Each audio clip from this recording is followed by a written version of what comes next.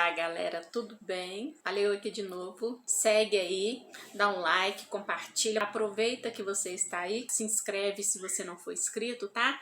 E nós já vamos começar agora com a nossa conversa sobre mães e filhos.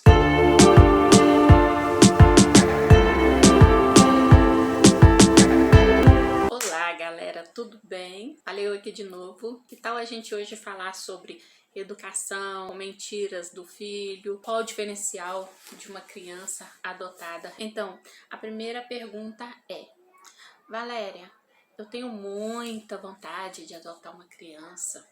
Valéria, eu já tenho filhos biológicos, mas eu tenho vontade de adotar uma criança. O que eu faço? Como que é? Então, se você quer, primeiro passo que eu sugiro, tá? Que você faça é buscar um apoio psicológico. Vá num psicólogo, solta, fala tudo sobre o seu sentimento, né? A sua vontade, o seu desejo. E aí, a partir daí, você já vai ter grande caminho aberto para poder buscar alguém que vai poder te orientar passo a passo no caminho. Tá ok? No meu caso, eu ainda não busquei, com toda sinceridade, eu não busquei um apoio psicológico, não. Eu não tive esse tempo.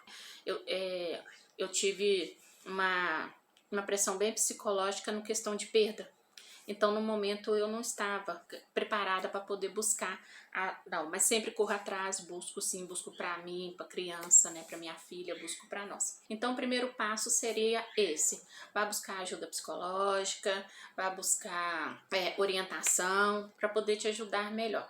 Elas vão saber te orientar e você vai saber realmente dar o seu primeiro passo firme, consciente do que você está fazendo, e vai ser muito bom mesmo, tá ok? Essa é a primeira resposta que eu tenho para dar para você nesse nosso encontro hoje. E aí então, aí vem a segunda pergunta: como que é os primeiros momentos, os primeiros anos, como que é lidar com a criança que acabou de chegar? Eu vou dizer o primeiro momento: como lidar com uma criança biológica ou uma criança adotiva. Qual é a diferença? Nenhuma. Porque da mesma forma que você está criando o teu filho biológico, a tua criança com amor, você recebeu ele muito bem, tá? A outra criança que você está trazendo de coração para você, ela vai receber um amor, porque a partir do momento que você escolheu adotar uma criança, criar uma criança que não seja biológica, você está buscando porque você está em amor. Primeira coisa, que lá dentro a gente tem que ter o amor, tá? Então, amor, vontade, desejo de encaminhar aquele anjinho para o mundo. Então, a primeira responsabilidade que a gente tem que pensar é que eu quero encaminhar ela para o mundo. Um mundo melhor, né? Dentro dos meus princípios, do meu padrão de vida, eu vou criar essa criança. E é a mesma forma que você pensa quando você tem seu filho biológico. Não muda nada. Não é porque você não carregou aquela criança 9 meses na barriga, entendeu? Que você acha que tem uma diferença. Não, não tem uma diferença. Não tem nenhuma diferença. Amor é um. A partir do momento que eu quero ter o filho, eu desejo, eu sonho, eu quero ter o meu filho, eu vou ter um amor por ele. A partir do momento que eu engravidei, eu fiz ali 9 meses, passei por aquela gestação, foi o amor, entendeu? Eu não vejo diferença no sentimento, não. O amor é um só, independente para quem vai. Mas assim, gente, nos primeiros momentos, independente disso, a gente se pergunta a todo tempo: será que eu consigo educar essa criança? Será que eu vou conseguir passar princípios para essa criança? E a gente se cobra muito. Eu me cobro até hoje, e eu vou me cobrar. Eu sei que eu vou me cobrar sempre. Qualquer falha, qualquer erro, qualquer coisinha que não esteja dentro do padrão nosso, eu vou me cobrar. Será que eu? E muitas vezes eu paro e penso: eu tenho que parar com isso. Pare de se cobrar. Cria. Educa, ensina o que você sabe, ensina o que você acha que sabe, porque às vezes a gente acha que sabe. Poxa, eu acho que é assim, realmente eu acho que é assim, eu não tenho certeza, só vou saber depois de feito, só vou saber depois da ação cumprida, correto? Então assim, a gente vai se cobrar mesmo, eu vou me cobrar. E aí a gente vai se perguntar: será que eu vou ser uma boa mãe? Será que eu vou saber dar um direcionamento na vida dela?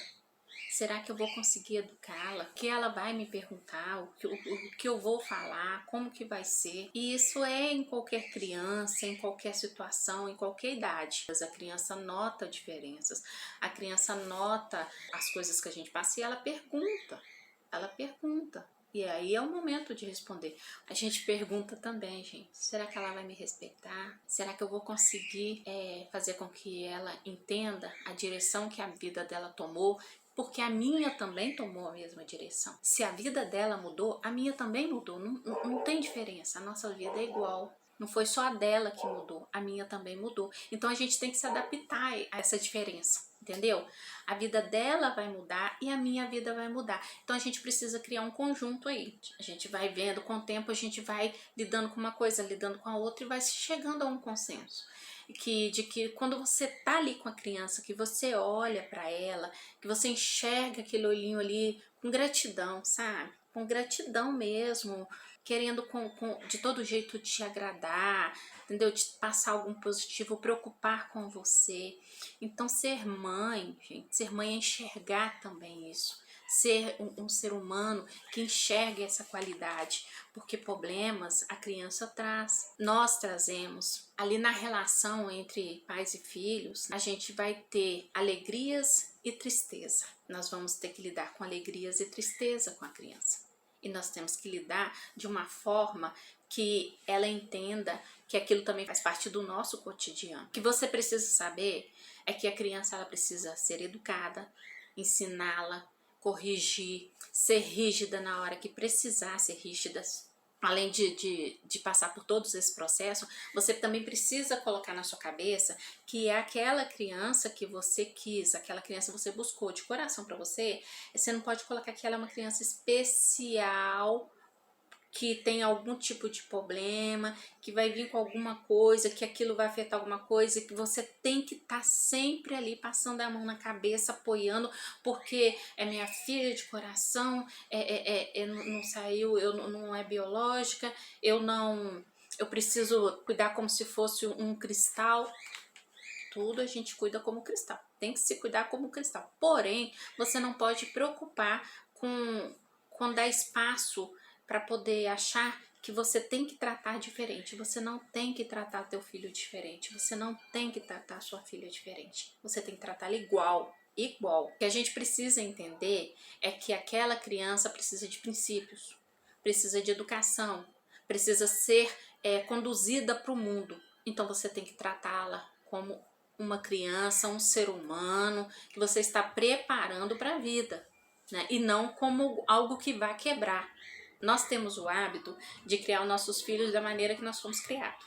A minha mãe me criou assim, eu vou criar meu filho assim. Correto, eu concordo. Se a minha mãe me criou, me ensinou, me educou, me preparou, é claro que eu vou fazer a mesma coisa com minha filha. Se os meus ensinamentos me deram hoje condições para tudo isso, eu vou passar os mesmos princípios para ela. Quando eu optei por adotar a Sara, o que eu pensei na hora assim foi que como que eu vou fazer? Como que vai ser a minha vida?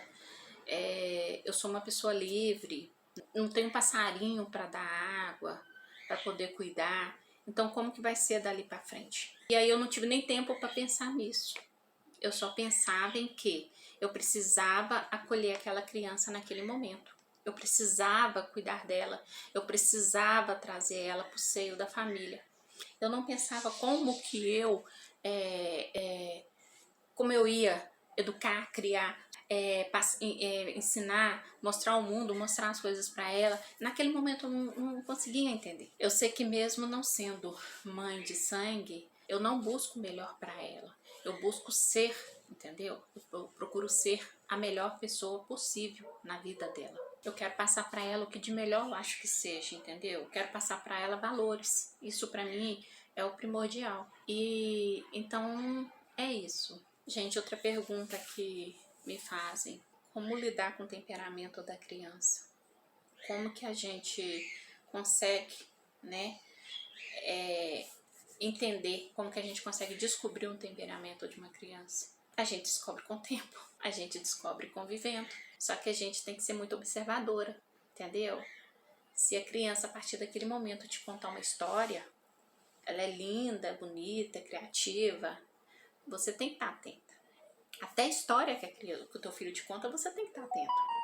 Você não tem noção do que aquela história possa vir a ser, a imaginação da criança. Então você trabalha assim, a história é linda, é bonita, é perfeita, fez um trabalho lindo, perfeito, mas tudo tem um fundo. E ela pode estar tentando mostrar alguma coisa, te falar alguma coisa, chamar atenção para alguma coisa. Eu passo por isso. Eu passo por histórias que eu preciso parar, pensar, analisar e perguntar. Às vezes através de um desenho, através de uma história que ela te conta, através de um caso que aconteceu.